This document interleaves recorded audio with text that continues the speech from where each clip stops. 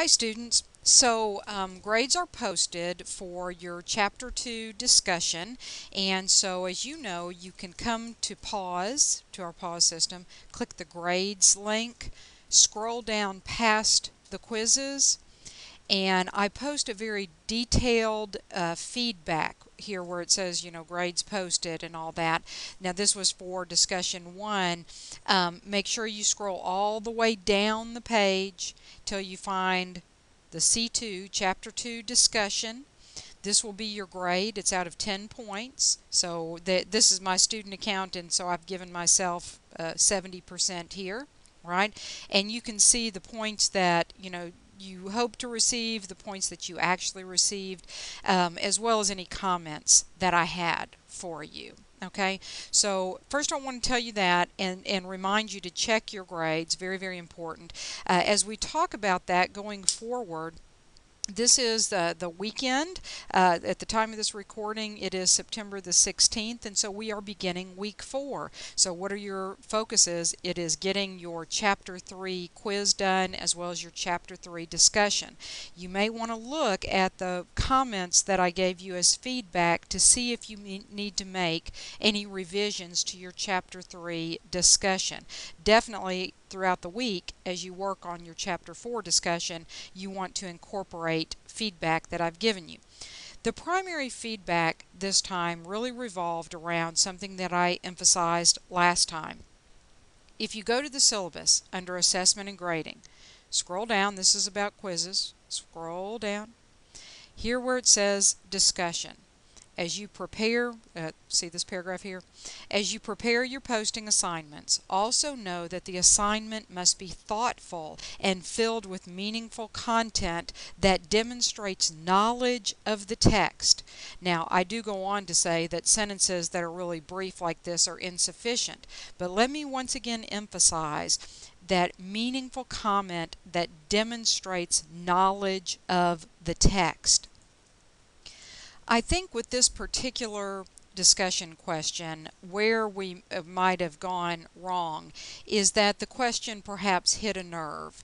The question was, is a person's advancement in an organization more a result of skills and initiative or personal contacts? And it seemed like at this moment, if I could hazard a guess, we kind of got in touch with our emotional side and we threw our education out the window and we said definitively and for all times, yes, it's about who you know. Or we straddled the fence and we said, well, it's both. I know people, right? Now, I'm kind of teasing you as I say that, but I want to go back to this part about referencing your textbook. And that's the part, if I can say, let me switch around here if I can. Here I am.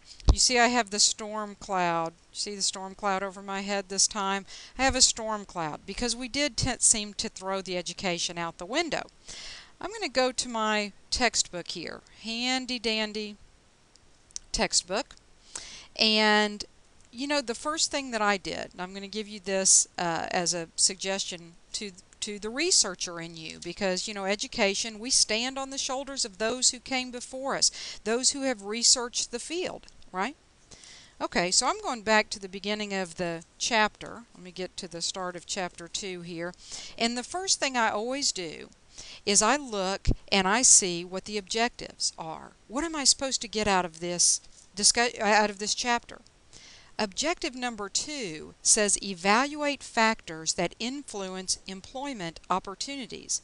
The discussion board relates directly to that question. Is it who you know? Is that the factor? Or is it what you know? Okay. Implement employment search strategies. That's objective number 3. If you believe it's who you know, your search strategy would be much different than if it's based on what you know. Some of you did not straddle the fence, but were able to effectively connect these two things together using concepts from your textbook. That again is what I'm looking for. Now if I flip to specifically objective number 2, in your book, some of the things that are talked about are networking. When you're going to look for a job, you probably network with other people. Methods of networking might include your church. If you're active in your church, maybe you kind of say, look, I'm looking for a job, I'm looking for a career change, right? Don't you do that? Now, consider this.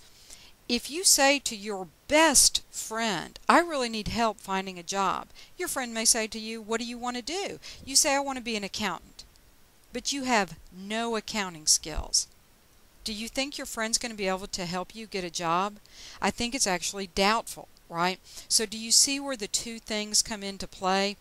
Now, some of you said, look, there's kind of this maybe old boys network. Nobody actually used that phrase, but maybe there's an old boys network. I'm not disagreeing with you. And if you have that in your experience, it's wonderful that you're supporting what you're writing with examples. That's really good.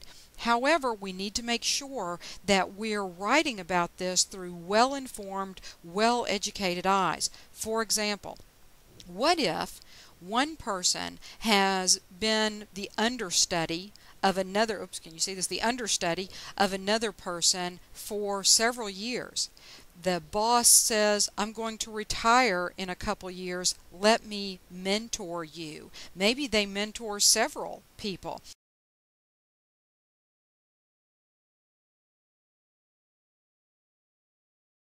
Sorry, let me stay on point here. We don't just want to say, I didn't get the promotion and so I've got sour grapes and it's all an emotional bag for me. Now, obviously nobody wrote that in the discussion board, and so I'm not talking about any one particular student. Okay, what I'm saying is that there was a tendency this particular time to avoid the writings, the knowledge, the wisdom that's in the textbook.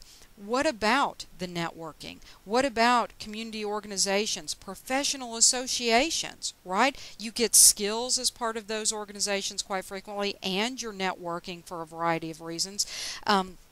I think maybe one person mentioned mentors, maybe two, I would have to look again, but mentoring within an organization nowadays is something that is actually, employees will go pay a mentor. Sometimes that mentor is at another company to try to help them learn the ropes. Sometimes it's within the same company, right?